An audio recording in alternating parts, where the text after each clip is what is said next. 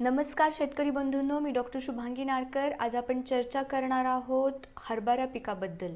आज जर बघितलं तर बऱ्याच ठिकाणी हरभरा लागवड झालेली आहे, काही ठिकाणी हरभरा आता घाटी अवस्थेमध्ये पण आहे, त्याला घाटी लागलेली आहे। पण आता ही घाटी लागती त्याच वेळेस अळीचा पण प्रादुर्भाव फार मोठ्या प्रमाणामध्ये येतो, घाटीची साईज होत नाही, उत्पादनामध्ये वाढ होण्याच्या ऐवजी उत्पादन आपलं घटतं। तर ह्या सगळ्या बाबींबद्दल आज आपण चर्चा करणार आहोत।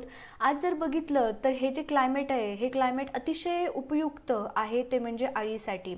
मग अळीचं नियोजन आणि अळीला कंट्रोल कसा करायचा, सगळ्यात महत्त्वाचं म्हणजे की आपण नेहमी केमिकलवरती फार आपला भर चाललाय, आपण केमिकलवरती फार डिपेंडंट व्हायला लागलो आहेत, हे चुकीचं आहे।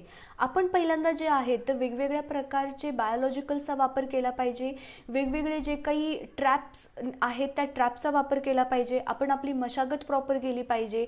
कधीही कुठलंही रोप लावण्याच्या अगोदर, कुठलीही शेती करण्याच्या अगोदर शेतीची मशागत करणं फार इम्पॉर्टंट आहे। शेतीची मशागत जर आपण प्रॉपर नाही केली तर आपल्याला पुढचे जे काही केमिकलचे जे काही खर्च आहे तो खर्च आपला कमी होण्याच्या ऐवजी आपला खर्च वाढत जाणार आहे, उत्पादनात वाढ होण्याच्या ऐवजी उत्पादनात घट होणार आहे।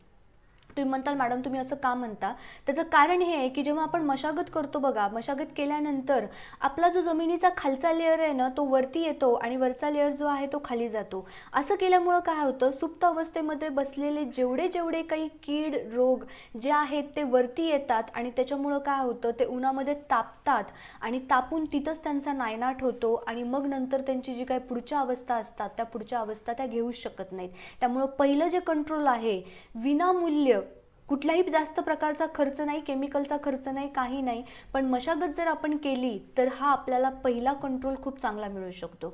आता दुसरा कंट्रोल म्हणजे काय की ज्यावेळेस आपण लागवड करतो, हरभऱ्याची लागवड करत असताना त्यावेळेस आपण वेगवेगळ्या प्रकारचे ट्रॅप्स लावले पाहिजेत, ज्याला आपण म्हणतो बघा की स्टिकी ट्रॅप, ज्याला त्याच्यामध्ये ते पिवळ्या आणि निळ्या कलरचे ट्रॅप असतात।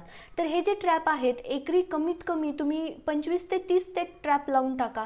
त्याच्यामुळं काय होतं की जे काही कीड आहे ती कीड त्याला येऊन चिटकून बसते आणि त्यामुळं त्यांचा पुढचा जो होणारा जो काही चक्र आहे ते चक्र पूर्ण तिथं स्टॉप होतं। त्याच्यानंतर दुसरी महत्त्वाची गोष्ट म्हणजे पक्षी थांबे। पक्षी थांबे लावल्यामुळं काय होतं की ज्या पक्षी आहेत ते पक्षी आपल्या पिकावरती आलेली अळी वेचून खातात, कारण की ती अळी त्या पक्ष्यांचं अन्न आहे। त्याच्यामुळं पक्षी थांबे पण आपण लावले पाहिजेत। त्याचबरोबर ट्रायकोग्रामाची अंडी आपण सोडली पाहिजेत, HNPVचा आपण तिथं स्प्रे घेतला पाहिजे, जेणेकरून काय होतं की जसजसं आपलं एज वाढत जाते झाडाचं, म्हणजे 30 दिवस, 30 दिवसानंतर मग तो 40 दिवसामध्ये, 50 दिवसामध्ये, 60 दिवसामध्ये, जेव्हा ह्या वेगवेगळ्या अवस्थेमध्ये जातोय तोपर्यंत हे बायोलॉजिकल्स काय होतात, वाढत जातात, त्यांची उत्पत्ती होत राहते आणि पुढं ज्यावेळेस घाटी येते त्या घाटीच्या वेळेस हे अतिशय सुंदर प्रकारे काम करून आपल्या पिकामध्ये येणाऱ्या अळीला खूप चांगल्या प्रकारे ते कंट्रोल करतात। आता सगळ्यात महत्त्वाचं म्हणजे जी घाटी अळी आहे तिला हेलिकोवर्पा आर्मिजेरा म्हणतात। अळी जेव्हा तिसऱ्या अवस्थेमधून चौथ्या पाचव्या अवस्थेत गेली की ती अळी कंट्रोल करणं फार अवघड होऊन जातं। आता जसं तुम्हाला माहिती आहे किडीच्या अळीच्या ह्या प्रमुख 4 अवस्था असतात। पहिली अवस्था म्हणजे कुठली, अंडी अवस्था, दुसरी अवस्था म्हणजे अळी अवस्था, तिसरी अवस्था म्हणजे कोश आणि चौथी अवस्था म्हणजे पतंग। आता ह्या पतंगपासूनच सगळं जे रामायण आहे ते रामायण सुरू होतं, म्हणजे अंडी घालणार, परत नंतर ती अळी अवस्था, परत कोश अवस्था, परत हा पतंग होतो। तर त्याच्यासाठी काय करायचं की फेरोमेनचे ट्रॅप, हे फेरोमेनचे ट्रॅप पण तुम्ही लावा। फेरोमेनचे ट्रॅप लावल्यामुळे होणार काय आहे की जो काही पतंग आहे तो पतंग ह्या सापळ्यामध्ये अडकला जाणार आहे आणि तो अंडीच घालू शकणार नाहीये।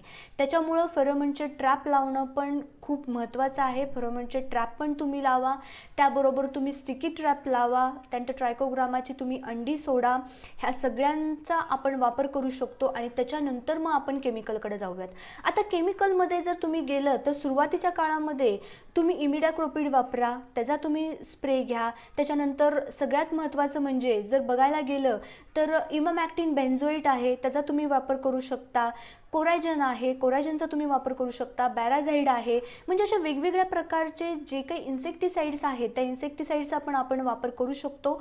पण मला असं म्हणायचं आहे की एकदम सुरुवातीच्या स्टेजला जे आहे ते आपण केमिकलचा वापर पटकन नाही केला पाहिजे, तर आपण जे आहेत हे ट्रॅप वगैरे लावून आपण आपल्या अळीला कंट्रोल केला पाहिजे.